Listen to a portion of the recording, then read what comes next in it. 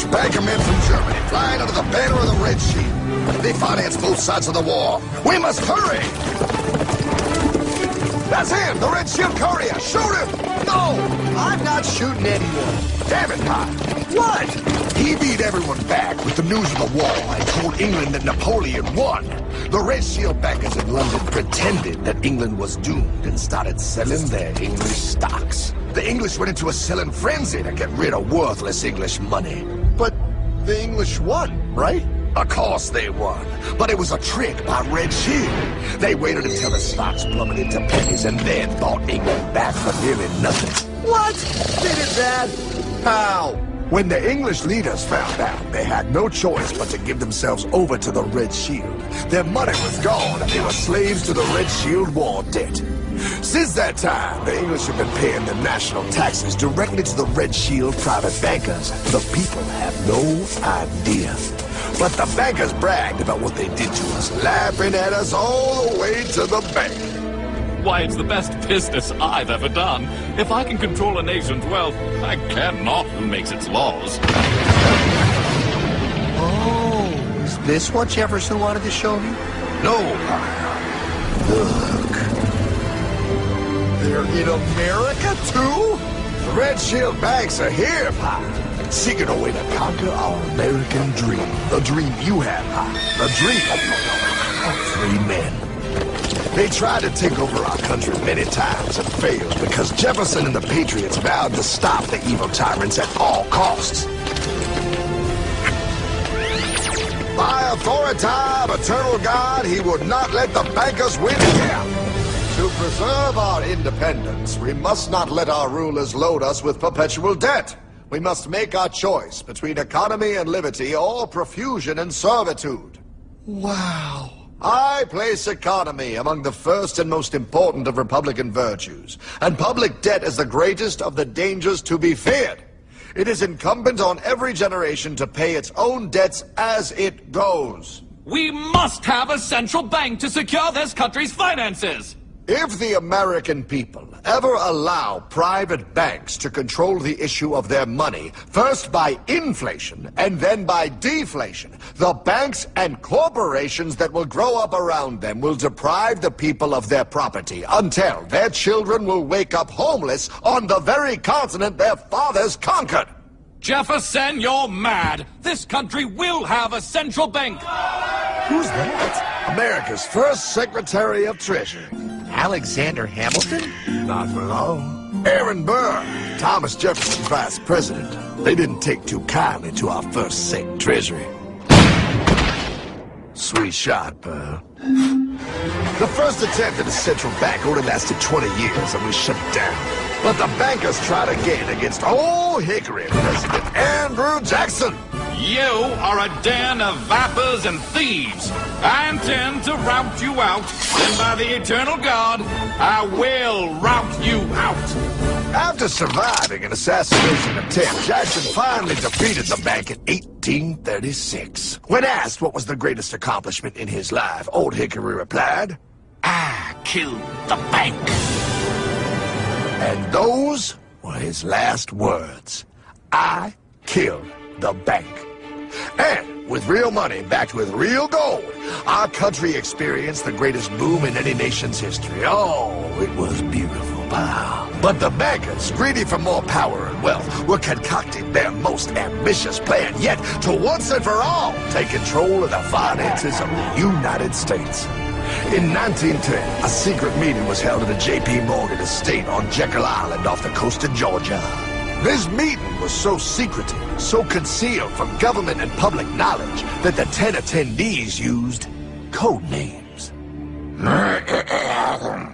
I am clearly the richest man, so I should be the one to run the super-secret central bank. I own all the oil in America. I'm clearly richer than you will ever be, hula girl. I should run the super-secret central bank. You're nothing compared to me, lube job. I shall run the secret bank. Silence! Supreme Master Leader, I didn't know you were gonna be here. I'm not. Neither are you, dumbass. Oh, yeah, right. He's so smart. None of you shall run the bank. We have failed in the past because of openness. This time, the key to success is secrecy. The people must believe that they run the bank. Yes, brilliant! A sneak attack. What's the plan? We first create panic, then we show them the solution. With our man in office and well-planned timing, we will have our central bank. And so the people think it is theirs. We shall christen it Federal. The Federal Reserve.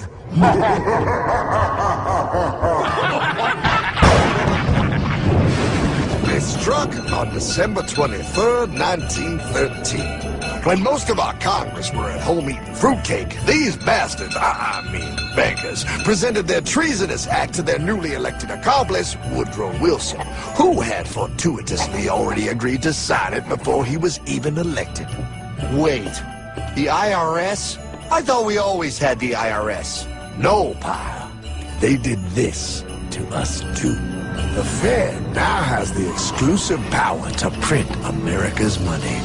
They loan this money to our banks and our government at interest, putting immediate debt on our own money, printing more and more, so each dollar they print becomes worth less than the one before.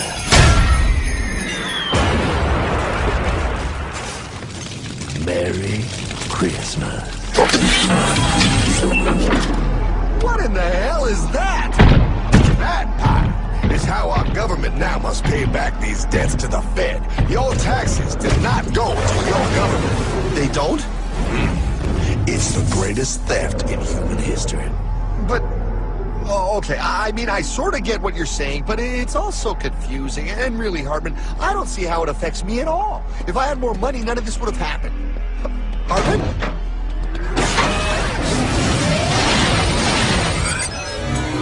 1955? Wow, what are we doing here? Oh, a little bit of shopping. Here, hold this. Gallon of gas, 23 cents. Postage stamp, 3 cents. Ounce of gold, $35. Hot baby.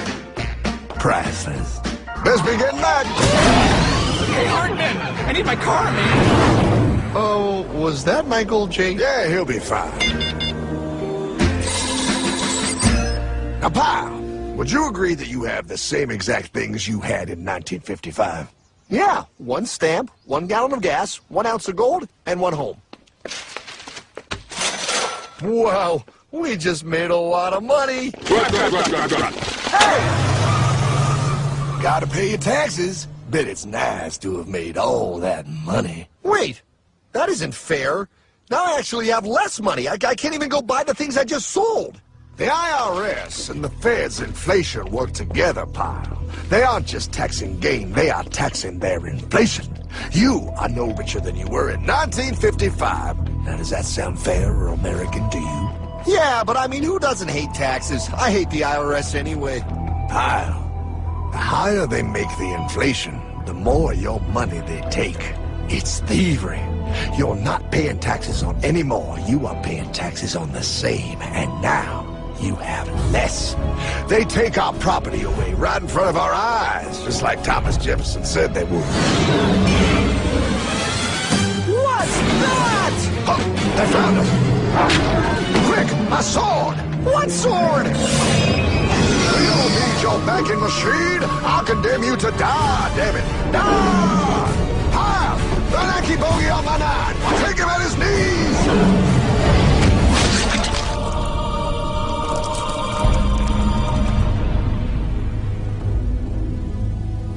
But we are opposed around the world by a monolithic and ruthless conspiracy that relies primarily on covert means for expanding its sphere of influence.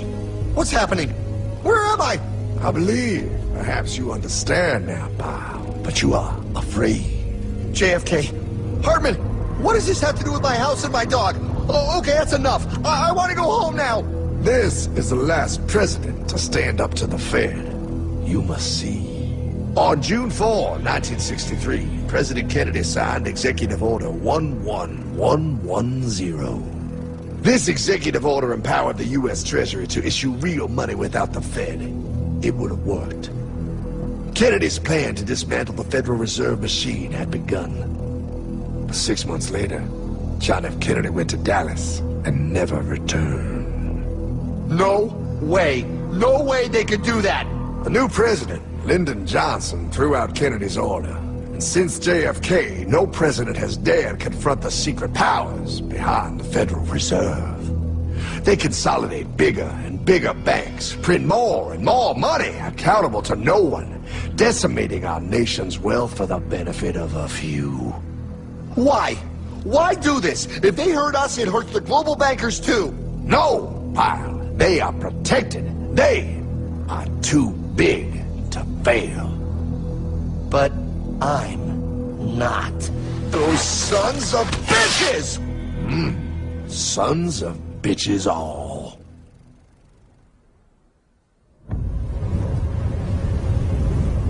The day was cold. The wind sharp and strong. But we were determined. The bankers and their parasites had us vastly outnumbered, but their hubris made them weak. Not like us. Not like this band of immortals we have assembled. We have come to take back our... Hardman? Is that... my dog? Oh, Then the inevitable.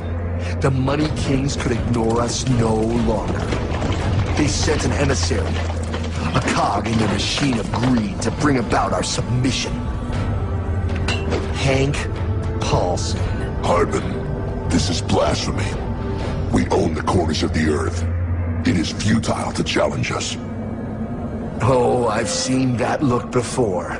That of a predator taking in the scent of its prey. Bold, fearless, the look of a free man. You have come far, Hardman. Farther than most. Be smart now. Join us. We will bring you money, power, everything you want. You can be one of us, if you will kneel.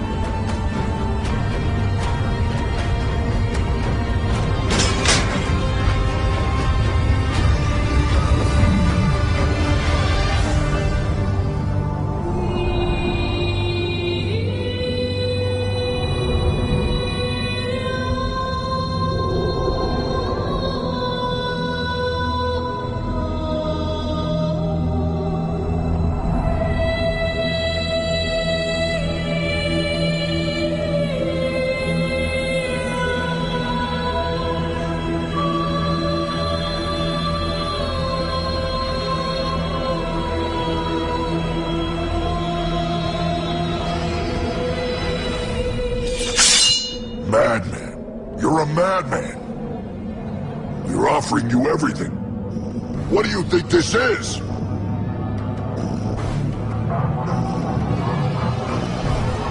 This is America!